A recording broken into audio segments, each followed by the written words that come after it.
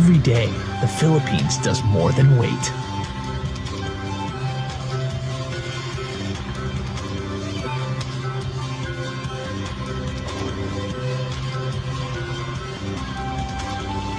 Putting together new adventures.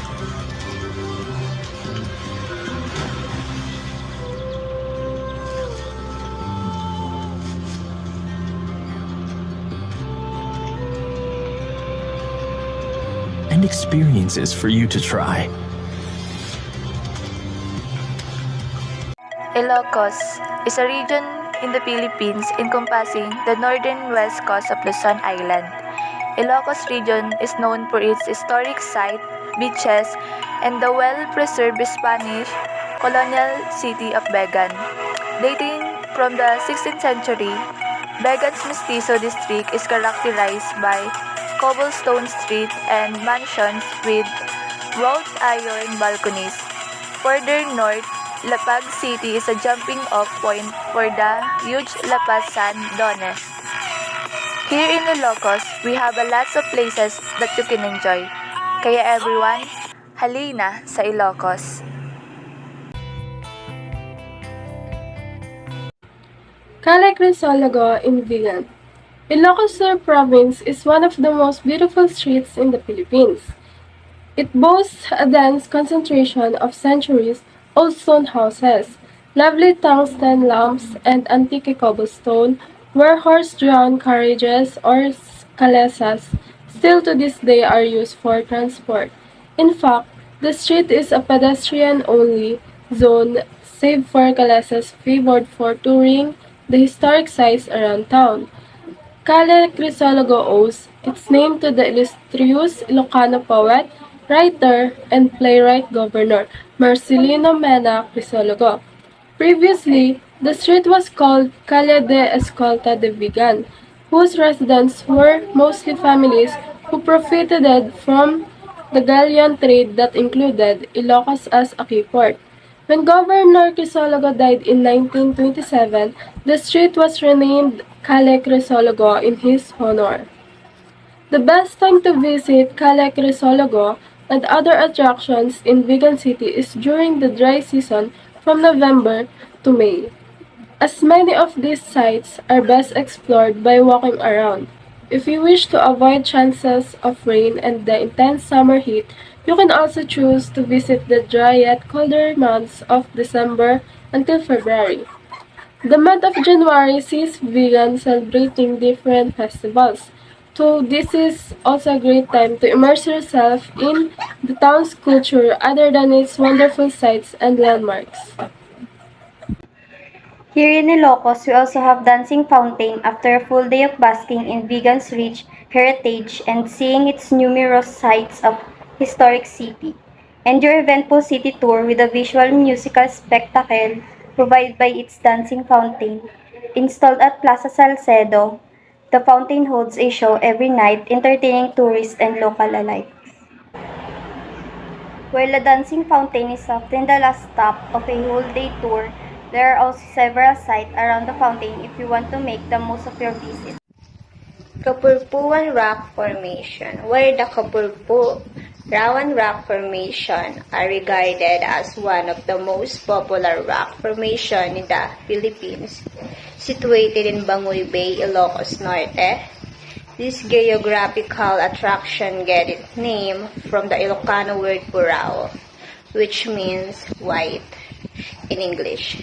This beautiful white sandstone structure was shaped by years of exposure to the wind and the sea, and it most visit attractive in pagudpud tours. To get closer, look at this towering rock formation. You will first need to take a short hike through beautiful landscape dotted with lush trees and nature pools. Guests can either walk all the way or rent a horse that you can ride to the structure. San Agustin Pawi Church. So first, we have a Pawi Church, also known as San Agustin Church. It's one of the top tourist destinations in the province, Its spectacular view from all angles occupies most tourists' posts on social media, as well as cards, looks, and magazines. It's one of the most famous and oldest churches in the Philippines. It is located at Marcos Paui, Ilocos Norte. It is carved, made it more beautiful and worth visiting. Because of San Agustin Church, Paui's historical and artistic significance, it was designated as National Cultural Treasure by the Philippine government in 1973 and a UNESCO World Heritage Site among the country's buried churches in 1973. Seeing in person in Pau Ilocos Norte, you'd think it's like straight out from a postcard. The sky above the church is often a deep cerulean making it photographer's heaven. The next one is the Bantay Church Bell Tower. Another important cultural site in Ilocos Sur and a top attraction in vegan tours is Bantay Bell Tower. It dates back to 1591, making it one of the oldest bell towers in the region. Sitting atop a hill that overlooked the Bantay district in northeast Vigan, locals initially used it as a watchtower when fighting broke out in the Spanish era and World War II. Travelers can simply admire the red brick tower from the foot of the hill. Otherwise, you can climb a set of stairs to the tower's entrance and even go up the winding steps inside it. After reaching the top of the belfry, you will find the large metal bell. Aside from the historic bell, visitors are also rewarded with a breathtaking view of the surrounding area.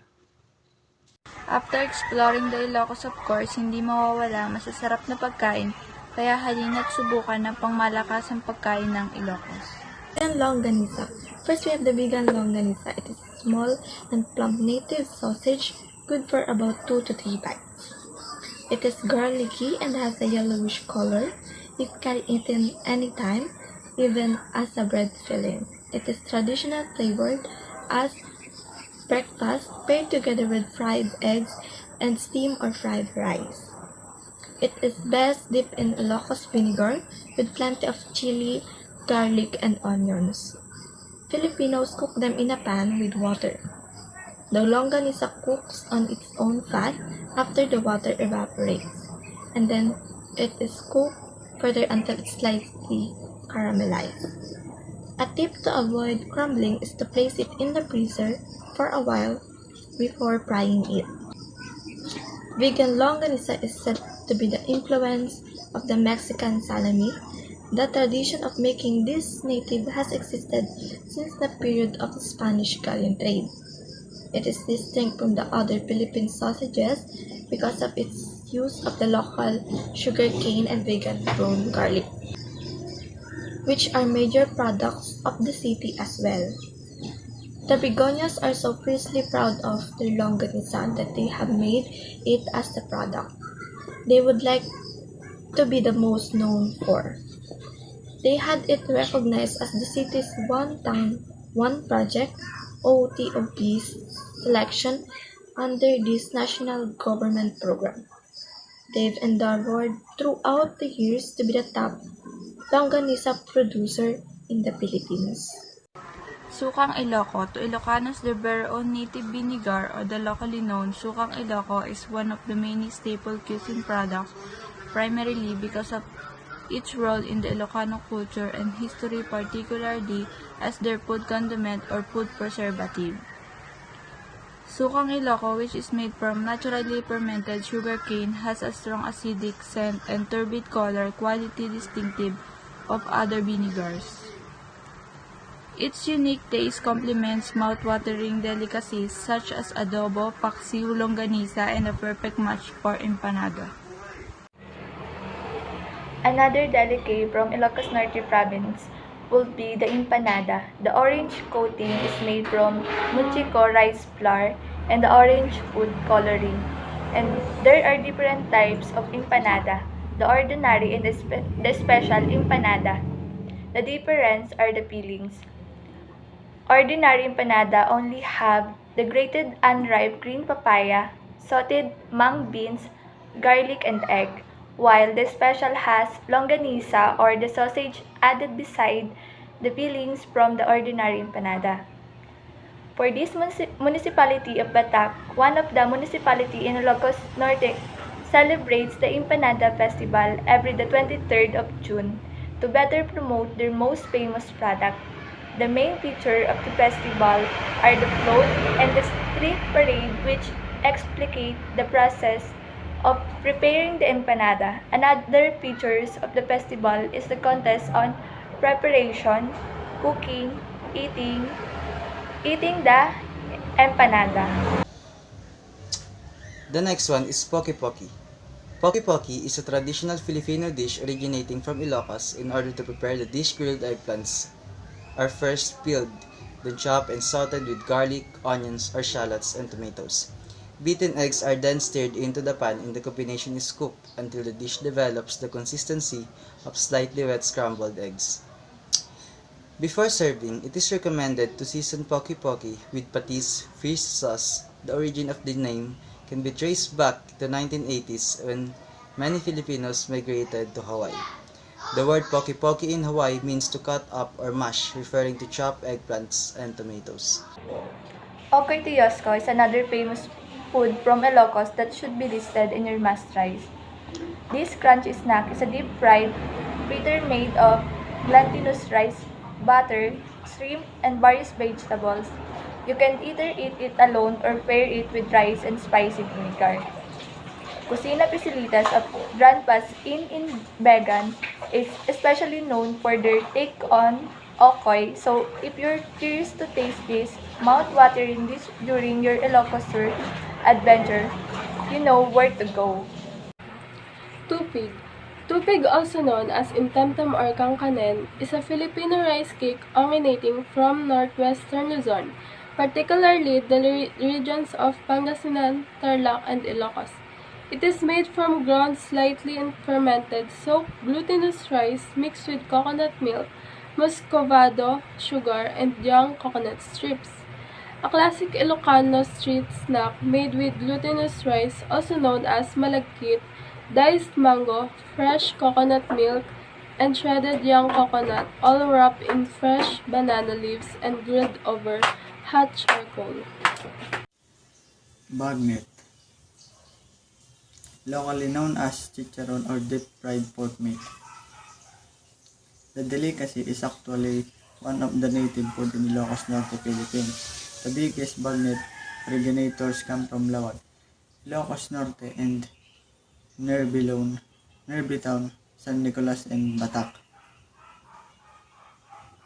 Preparing bagnet is a long process.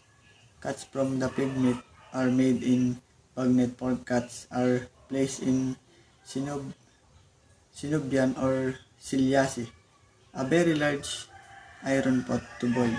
The pork meat is then submerged in boiling oil until bubbles begin to appear on the skin. Surface will hardens and begins to pop. For about 20 minutes after meat has been taken out from the iron pot, the process is being repeated until the skin pops further, and the secret to the mouth-watering bagnet is in crispy skin and crunchy meat.